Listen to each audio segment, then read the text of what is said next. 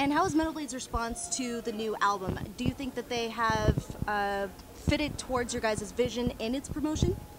Yeah, I definitely think, you know, they've done their part as far as much as they can do, you know, within budgets and things like that. There's not a lot of labels now just don't have a lot of budgets to do a lot of things with all these bands that are out there. So they put in what they can, you know, they do what they can. I mean, we can't complain. This new record did really well chart-wise and everything like that. So, you know, somewhere we're all together doing the right thing, you know, between us and Metal Blade, our management, whatever, our booking agent. So I guess that little chemistry is kind of working out. Yeah, I mean, I'd love to. I look back, you know, a long time ago when they used to, you know, put more money into bands and things like that. And I'd love to have that. But just the way the industry is and how things are, it's almost like, well, you know, you just got to take it for what it's worth now. But it's almost counterintuitive not putting, you know, enough money into something that already doesn't have, you know, this multi-million-dollar industry, you know, backing it, like something like pop or... Yeah, no, it definitely is, you know, unless a person's willing to lose money, you know, exactly, you know. Which yeah. You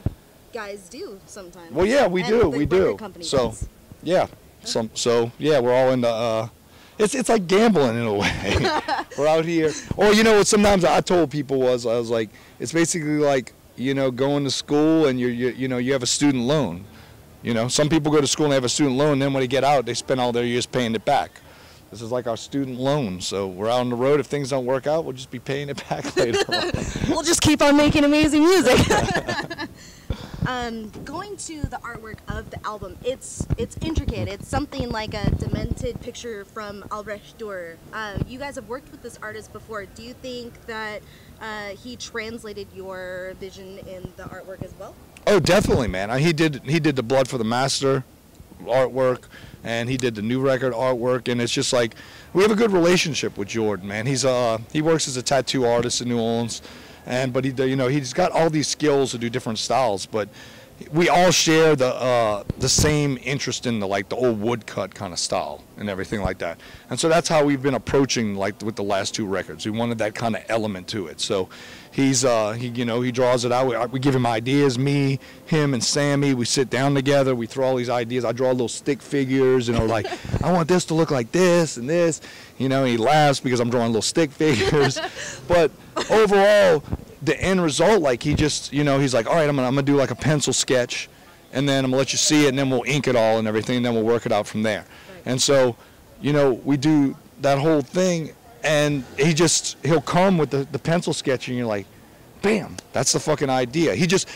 And he said that too. He's like, I like working with y'all because I like the ideas you throw, and it lets me expand on things, and we always seem to, you know, hit it on the nose every single time. And it's really cool because it works out really well. We can sit there and you can sit there and add little elements because we're like, yeah, make sure it has this and it has this. You know, we have a lot of thought put into the whole thing. So one of the elements that I noticed a lot more, especially on your guys' merch that you're going to be selling later on, are the use of sigils. What's the background behind some of those or the meaning? There's different ones, and they all mean different things. And then we have our own one that's kind of shaped like a Baphomet.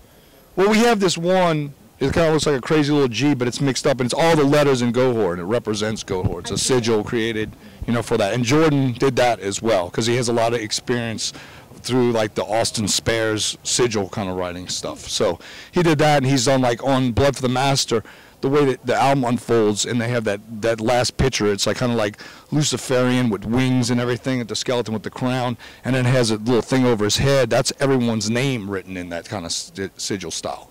So, you know, we have all those little aspects in it and built into it and everything. There's a lot of different things going on within all of our stuff, within the lyrics, within the music, within the art. It all plays a big role as a whole. I love how everything is maybe a little bit not so, I guess it can't be quite observed. You really have to read between the lines. You really have to understand who Goatwhore is in order to understand all the underlying aspects of you guys. Yeah, well, you know, I've always been like, you know, yeah, it does have this like satanic kind of I don't focus on that thing. No, but a lot of people do. It does have that, but there's more deeper element to it. If you're a fan, you understand that there's a much more deeper element. Well, yeah, of course. I mean, a lot of people only read books by their covers, and some people actually open the books and read them and see that it's different. So That's what the element is. You have to delve into elements of with Goatwhore to see everything that's going on, musically, lyrically, artistically, everything like that. Great. And after this tour is over, what's in store next for you guys? Let's see. So we do this tour, and after this tour, we're going to be doing the Barbecue in honor of Mr. Dave Brocky. I just got goosebumps. And so we're doing that, and then after that, we're going to be doing Europe with Dying Fetus from like early November to mid-December, which will be awesome.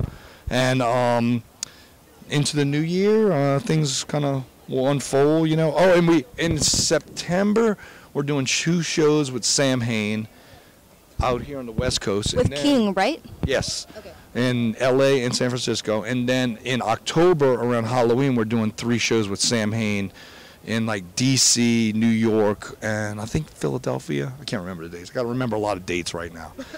And then, so we do that, and then we do the Dying Fetus thing in Europe. And then next year is open right now, but hopefully things just fall into place after the record comes out. Everything just kind of, you know. It's all about promotion. It's all about, you know, getting the fans' responses. Yeah. Well, you want people to hear that live, or people that don't know you, or people that are just kind of starless to you. You want them to see it and hear it in a live setting. New faces, definitely. Yes, exactly. And have you guys gone to Russia yet? Asia, anything? We've been to Australia. We've been to New Zealand. We've been to Japan.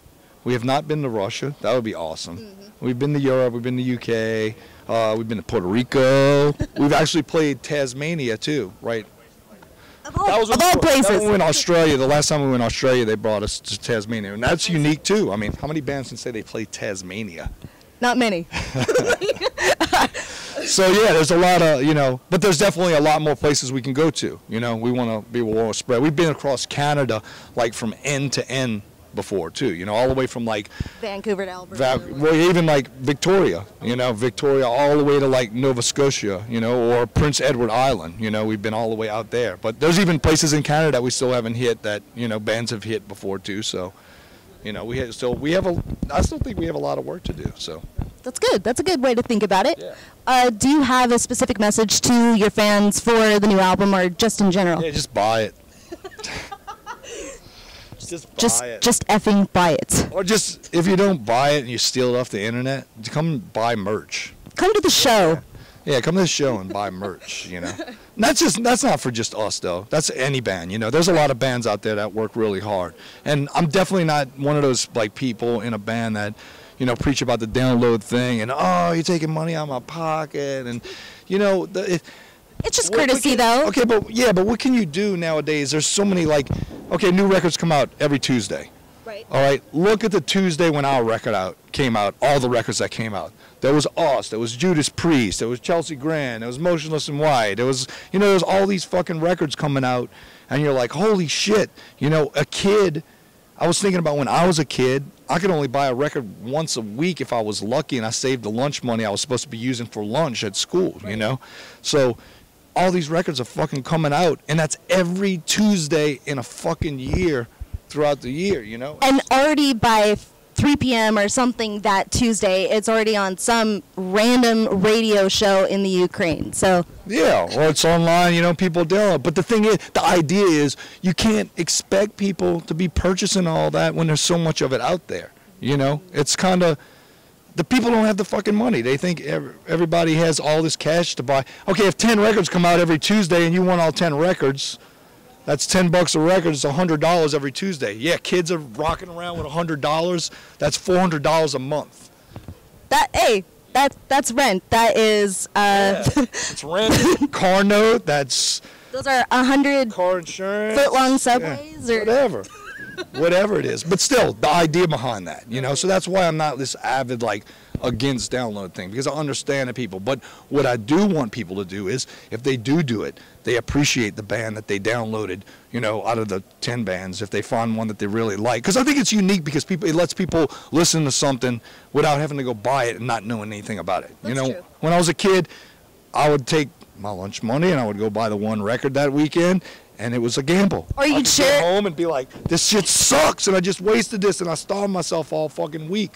Or I came home and I got something that was fucking awesome, you know. But now people can check it out and know what's going on with it, and then they can purchase it, you know. But then after that point, and if they're really into it, I say they purchase it, they go purchase merchandise, or they come to the show and they help the band out in some sort of way like that. Because then that's what keeps the band moving, you know. Fuel, things like that. You know, a lot of these bands, you know, we don't make a lot of money, but we're still out here doing it. So anything that helps it kind of keep moving is beneficial. Right. So that's my just thing. I mean, you do have metal bands that are bigger and, you know, they do really well and they do that thing. But then look how many bands out there that aren't like that. And they're also supported so much by the record labels that they're with too. Well, yeah, but then like we were saying earlier, record labels don't really have a lot of money with that either anymore. So it's weird. Sometimes the band's just doing everything, you know, DIY basically. I like that. Yeah. Just like you guys. Yeah, yeah. We're like a metal band with like a punk ethic. That's how it should be. Yeah, I agree. All right, guys. Well, this has been Elizabeth Gore with Ben from Goatwhore. You've been watching Loud and Heavy. Listen to their fucking evil rock and roll. Go and see them on their tour wherever you may be. Thank you so much. Thank you.